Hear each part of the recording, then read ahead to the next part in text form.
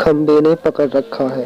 एक समय शराब का एक व्यसनी एक संत के पास गया और विनम्र स्वर से बोला, गुरुदेव, मैं इस शराब के व्यसन से बहुत ही दुखी हो गया हूँ। इसकी वजह से मेरा घर बर्बाद हो रहा है, मेरे बच्चे भूखे मर रहे हैं, किंतु मैं शराब के बगैर नहीं रह पाता। मेरे घर की शांति नष्ट हो गई है। कृपया आप मुझे कोई सरल उपाय बताएं जिससे मैं अपने घर की शांति फिर से पा सकूं। गुरुदेव ने कहा, जब इस व्यसन से तुमको इतना नुकसान होता है तो तुम इसे छोड़ क्यों नहीं देते।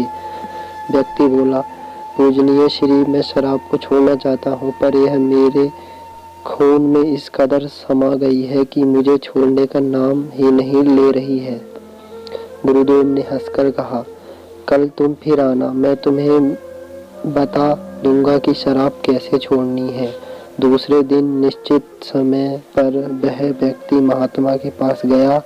उसने देखा महात्मा झट से खड़े हुए और एक खंबे को कस कर पकड़ लिया। जब उस व्यक्ति ने महात्मा को इस दशा में देखा तो कुछ समय तो वह मौन खड़ा रहा, पर जब काफी देर बाद महात्मा जी ने खंबे को नहीं छोड़ा तो उसे रहा नहीं गया और पूछ बैठा कि गुरुदेव, अपने व्यर्थ इस खंबे को क्यों पकड़ रखा है। गुरुदेव बोले, वत्स, मैंने इस खंबे को नहीं पकड़ा है, यह खंबा मेरे शरीर को पकड़े हुए है। मैं चाहता हूँ कि अब मुझे छोड़ दे, किंतु यह तो मुझे छोड़ ही नहीं रहा है। उस व्यक्ति को अचंभा हुआ। वह बोला, गुरुदेव, मैं शराब जरूर पीता हूँ, मगर मूर्ख नहीं हूँ। अपने ही जानबूझकर इस खंबे को कसकर पकड़ रखा है। यह तो निर्जीव है, यह आपको क्या पकड़ेगी। यदि आप दृढ़ संकल्प कर ले तो इस वक्त छोड़ सकते हैं। गुरुदेव बोले, नादान मनुष्य, ही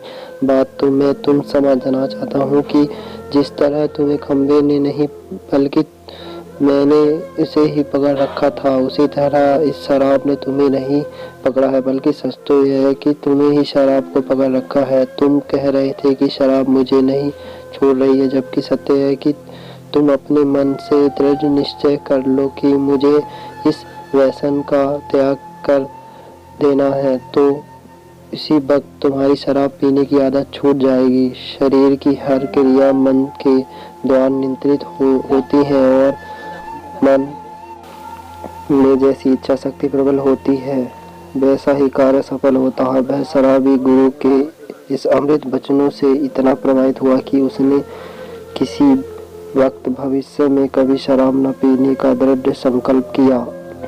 उसके घर में खुशियां लौट आईं और वह शांति से जीवन यापन करने लगा। इस तरह हमें शिक्षा मिलती है कि जीवन में कोई भी व्यसन ऐसा नहीं जिसे एक बार ग्रहण किए जाने के बाद छोड़ना जा सके।